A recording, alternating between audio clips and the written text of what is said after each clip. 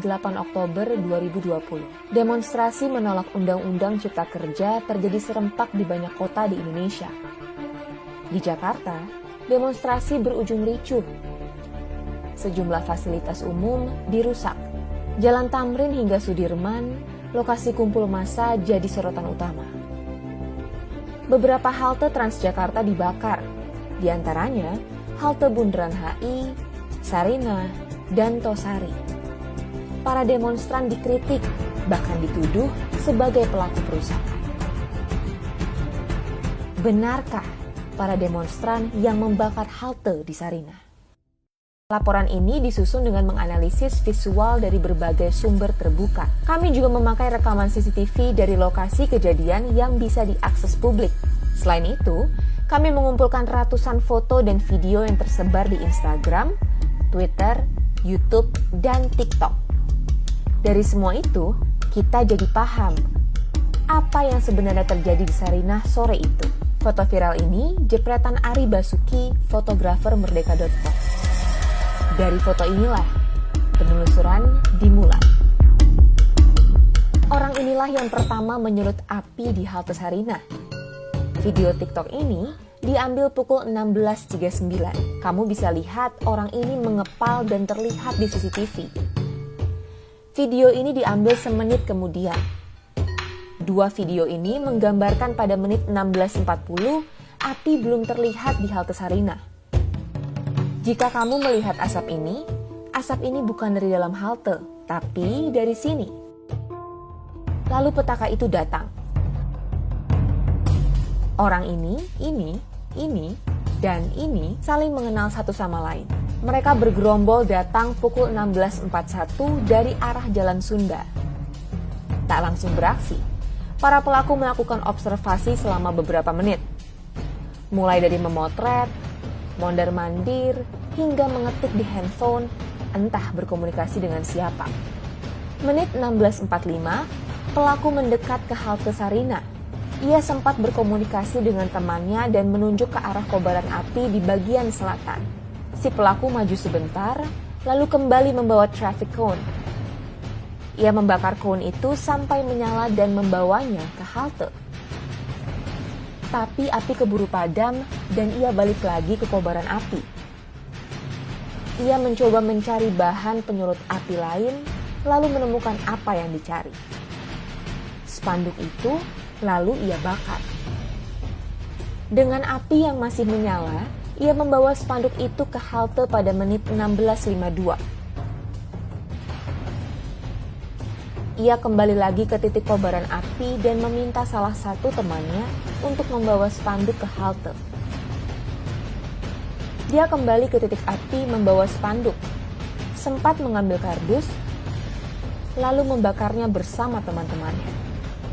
Pada momen di menit 16.53 ini, kita bisa melihat tujuan pelaku datang ke lokasi memang bukan untuk berdemonstrasi, tetapi membakar halte. Di saat massa berlari menuju perempatan Sarinah menerobos barikade polisi, si pelaku dengan santai tetap fokus mencari api untuk membakar halte. Cukup lama di sana, ia lalu kembali lagi ke halte pada menit 16.57. Ia kembali ke titik api pada menit 16.59. Lalu kembali ke halte membawa penyulut api yang lebih besar.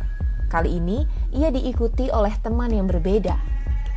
Menit 17.01, pelaku sempat berbalik badan setelah membakar halte. Ia lalu mondar-mandir, berhenti sejenak memegang handphone, lalu kembali ke halte. 17.04, ia keluar dari halte, memantau ke arah barikade polisi, dan kembali mengambil api. Di situ ia terlihat mengobrol dengan kawan-kawannya. Ia kembali ke halte pada 17.05. 3 menit kemudian, pelaku terekam sedang membakar halte bagian selatan. Ini adalah kobaran api pertama di dalam halte. Video ini memperlihatkan bahwa tak ada titik api selain di bagian selatan halte. Video ini diambil pada 17.12. Terlihat dari orang ini dan ini yang tampak di CCTV. Di rekaman, terlihat api semakin membesar. Video ini diambil 3 menit kemudian. 17.18, pelaku menjauh dari halte dan duduk di pertigaan Jalan Sunda, lalu kembali membakar halte. Video ini diambil pukul 17.20. Terlihat dari sekelompok orang ini yang juga muncul di CCTV.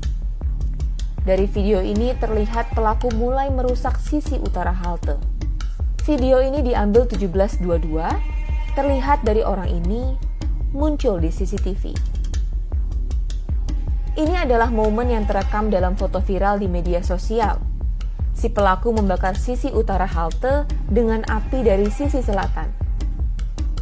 Usai melakukan itu, api mulai membesar di bagian utara. Dan pelaku duduk berkumpul dengan kawan-kawannya merayakan perbuatan yang telah mereka lakukan. Cerita ini tak berhenti hanya sampai di sini. Mari kita mundur 62 menit ke belakang. Semua berawal dari sini. Menit 16.25, terlihat 4 orang bergerombol datang dari arah Jalan Sunda. Saat tiba di pertigaan, 1 orang langsung memotret sekitar lokasi kejadian. Mereka diam di pertigaan cukup lama, lalu kemudian gerombolan lain pun datang.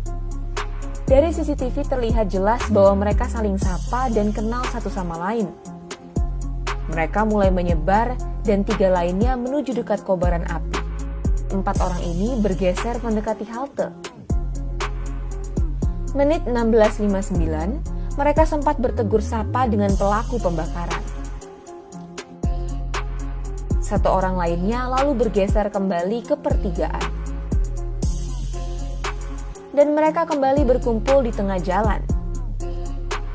Sempat maju, saat polisi memukul mundur massa, mereka berlari ke arah Jalan Sunda.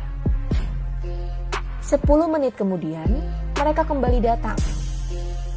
Salah satu dari keempat orang ini tiba-tiba membawa kardus menuju halte. Ia terlihat di foto ini. Setelah itu, 4 orang ini tak beranjak kemana-mana. Mereka memantau aksi teman-teman mereka dari pertigaan. Beberapa foto dan video yang kami kumpulkan menampilkan wajah yang bisa diidentifikasi polisi. Di antaranya, ini, dan ini. Gerombolan para pelaku pembakar halte ini sekilas terekam dalam live streaming Tempo. Termasuk si pelaku utama, ini. Dengan machine learning berbasis TensorFlow, kita bisa sedikit memperjelas wajah si pelaku utama dan teman-temannya. Hasilnya seperti ini. 12 Oktober lalu, Polda Metro Jaya sempat merilis para tersangka pembakaran halte. Dari 4 tersangka yang ditampilkan, tak ada yang mirip dengan sosok yang kami temukan. Kami mengkonfirmasi temuan kami ini ke Polda Metro Jaya. Kami juga sempat menunjukkan foto-foto yang kami miliki kepada Kabid Humas Polda Metro, Kombes Yusri Yunus. Ia menyebut polisi memang belum berhasil menangkap pelaku pembakar halte yang fotonya viral di media sosial. Yusri enggan berbicara lebih lanjut soal itu. Silakan. Soal pelaku yang dipoto viral, Bang. Foto viral. Oh, itu baru bilang jangan foto viral, kalau itu tanya Pak Viral. Polda berjanji akan mengembangkan kasus ini dan tak menutup kemungkinan pelaku-pelaku lain akan ditangkap. Jadi pertanyaan sekarang, apakah masih ada pelaku-pelaku lain? Masih ada, ini masih dilakukan penyelidikan. Kami berdasarkan fakta dan bukti, minimal 2 alat bukti yang cukup bisa menahan mereka semuanya. Kita masih melakukan pengejaran. Ya, nanti kita tunggu hasilnya seperti apa.